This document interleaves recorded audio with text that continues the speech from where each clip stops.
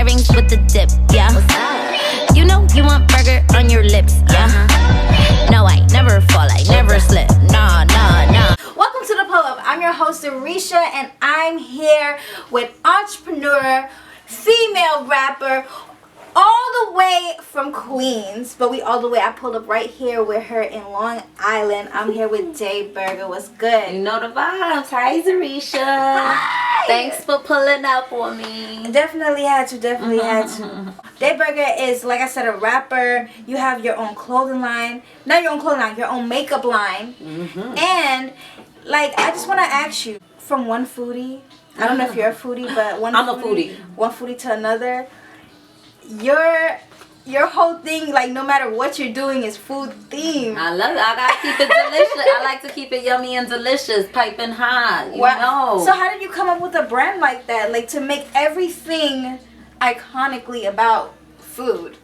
It kind of just flows that way because it's really my personality. Really, everything. I'm obsessed with colors and just figures and forms and just art in general. So I'm a creative above all else. So I don't know. It just falls in that way. Like I don't have to think too hard about it, but you know, it pieces itself together. So how did you even come up with the name Dai Burger? So it really started with this tattoo. I got a little burger tattoo. So it says Dai Burger, New York, and I got it on the random, like in MySpace days. So I called myself Burger Babe for a while. And then Twitter didn't have Burger Babe, so I was like, all right, Dai Burger, because my name's Dai. Daineen, but everybody calls me Dai. Right. Twitter was Dai Burger, and it took off from there. Like I had to on Tumblr was Dai Burger, had a good run on there, and just Dai Burger was born. So I want to ask you, what was your favorite like experience when it comes to having your music in place? Because people know you as a rapper, but then people also know you as someone who owns this cosmetic line, and it's called what? Lip Gravy? It's called Lip Gravy. Got that gravy. Got that gravy. See, it all comes together. So what's your favorite part about running a makeup line and doing music?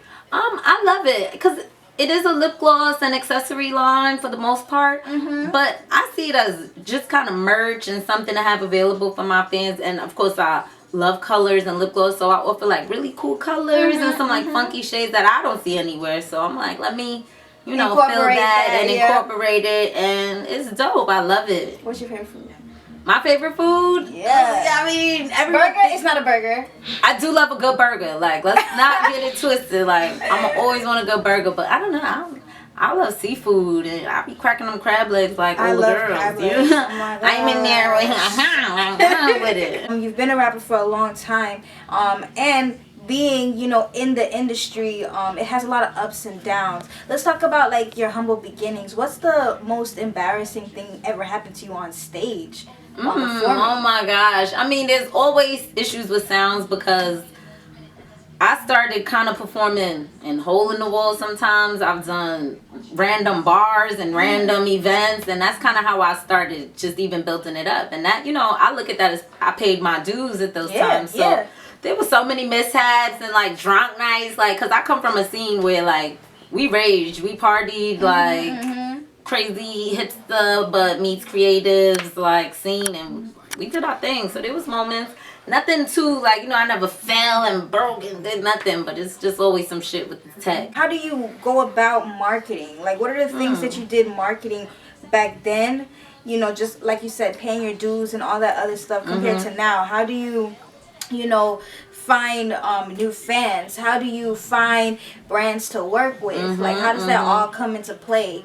Well, when I did start out, I really was like one of the first internet artists to really like use the internet to push what I was doing at the time. So I guess I started it early, and I still use that to this day. Like, the internet is the greatest marketing tool you can have, and you don't need anything really to do it except your phone, a backdrop, and you're in business. You know, you could draft up a logo on your phone. I do so much from my phone, and the internet is just like anything's possible.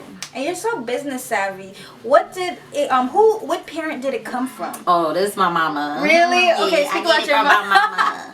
Speak about your mom and like your relationship with her. She's a dope lady. She looks like my sister, so and she feels like my sister too. She just is a strong woman, and she raised me to be as such. also. So here I am, just making her proud, doing what I can. Okay, and what's your nationality?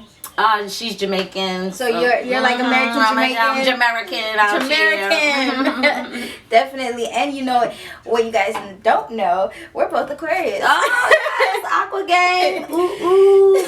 Yes. So we the realest. we are. We No complaints. You got complaints about us? Somebody got a complaint? got Lansky in the corner. Boom. Send it to customer service. Send it to human resources. Capricorn. We don't hear you. But definitely, so what Aquarius attributes do you embody that is kind of typical for us? All of them. Well, Except food. people don't like to accept this, but it is listed when you look it up. We are the most unique of the zodiac sign. People like Albert Einstein is an Aquarius. Oprah, Michael Jordan. So when you think of these people, you think of greatness, and it's like I feel like I'm embodying that, just, you know, doing things that breaks the mold. So shout out to Aquarius Gang. Aquarius Gang, definitely. And I want to ask you about your music intake. What is Dai Burger listening to? What gets you hype? What gets you in your feelings? And what gets you in your vibe? All right. So like right before y'all came, I was blasting on my Bluetooth in there, and R&B is my first love. Okay. I know I'm a rapper. I like to consider myself a singer too. No, I am a singer. Not Whitney Houston type, on like Khalees type, you know. So, but I still consider myself a singer. And so R&B is my first and true love. So I'm obsessed. I'm always listening to like Monica, Brandy, TLC. I'm kind of stuck in the past too. I can't undo it. Like, is that me? Sorry. Well, listen, I don't know. I can't snap out of the 90s and 2000s. No, I definitely feel it. It's a problem. Is it? It's a problem. How? I do not play anything new. Like, it's so bad. So you're not with the drill, if it's my friends and we riding out and it's playing, sure, I know it. If it's on the radio, sure. Listen, But it's not your. when my earpod is in my ear, it's not what you singing in the shower. it's Toni Braxton. Oh, I like that. I Seriously, like right. That. Yeah. Do you watch the Braxton Family Values? Or? After like season 93, I kind of fell off. So Season 93, I lost count after that. So No, I feel you. Do you think music is first or makeup? well, makeup just came kind of along the way. Actually, when I used to do the YouTube stuff too, and it's still there to this day. It's one of my first viral videos, and it happened like way back when we didn't even know it was called viral. It was just like, oh, I got a lot of views. Yeah. And I was showing how to mix lip glosses and lipsticks because To get the certain color. certain colors, and I was like doing these like dope lips, and people ate it up at the time. And so it was me circling back to just my love for colors and palettes and just being unique. I don't know. Do you prefer doing your own makeup, or do you like getting your makeup done for a change? I can do my own makeup, but I love getting somebody's hands put on me. Put the paws on me. Okay, I love it. And I be turning into like some kind of model when somebody else do it. I'm like, dang, like how'd you do that? Not only do you have a cosmetic line, Dude, artist career, I have that too. you have a photo booth. I have a photo booth. How did you even come with that idea? I wanted to be unique again, and I wanted to be unique, and I wanted to, you know, kind of it's something I could use for myself when I have events and things. But I don't know, I felt like it was a niche that my friends would like and appreciate and support, and yeah, they like it, appreciate it, and support it. So that's one of my side hustles. I gotta hustle.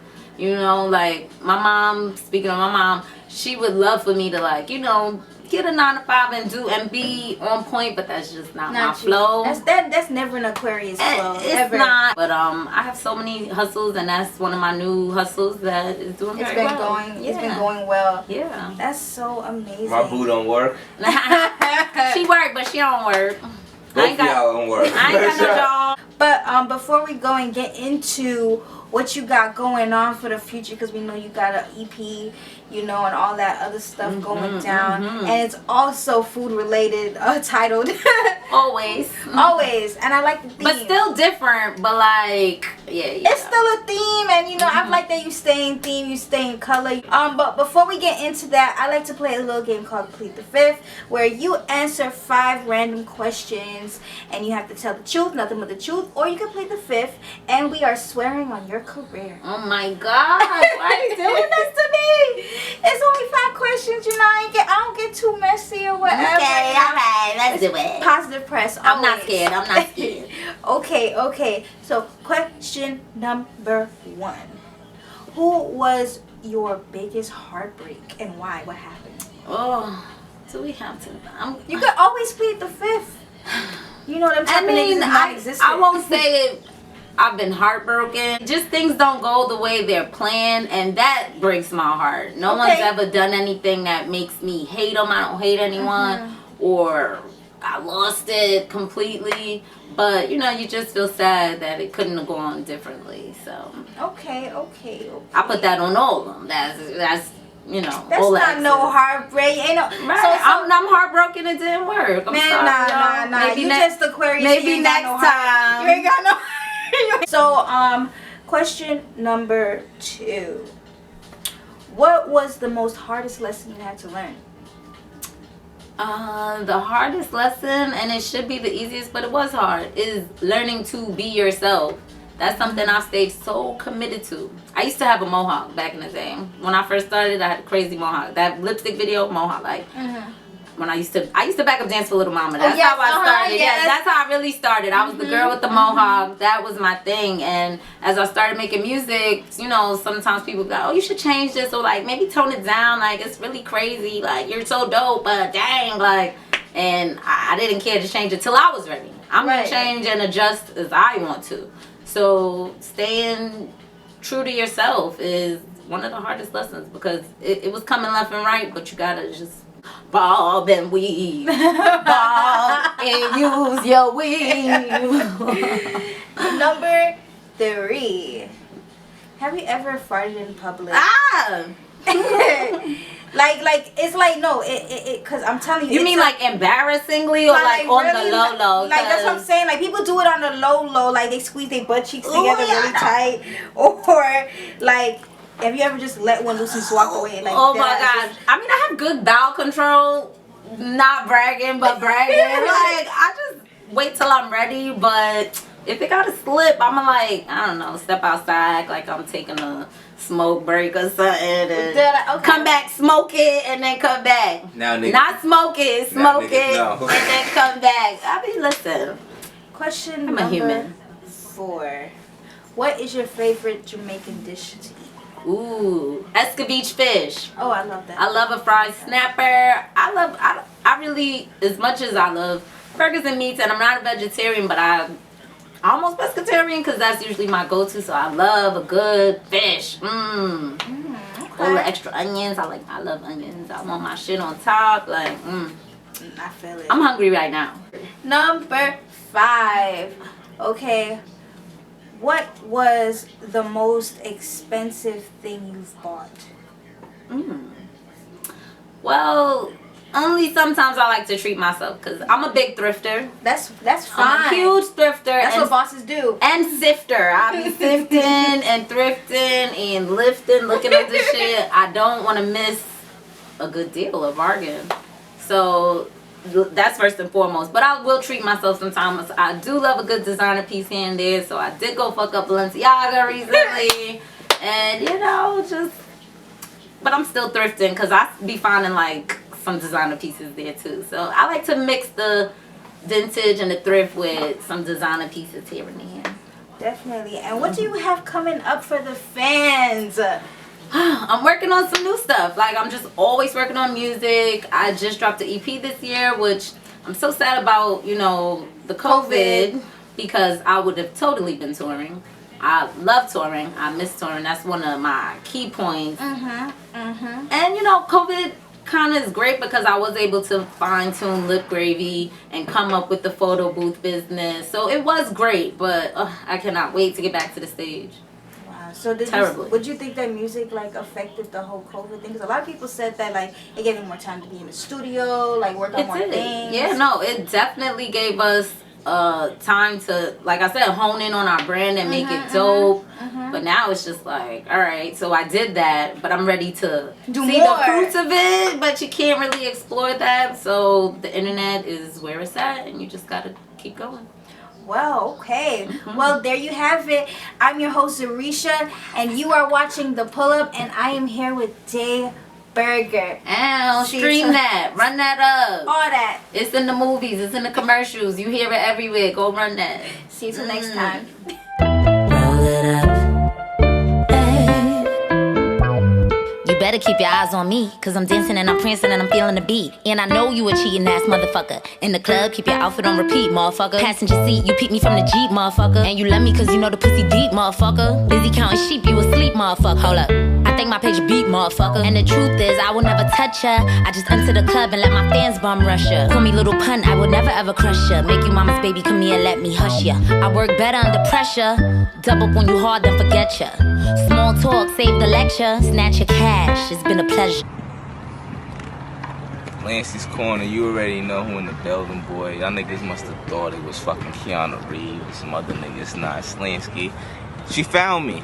She discovered me. What up, you guys? It's your girl, Zarisha J. We here, New York. Zarisa J. I was at work one day and she said, hey nigga, come on the show. I almost got kidnapped this morning. But Nah, hey! Nobody almost got kidnapped, my nigga. Nobody.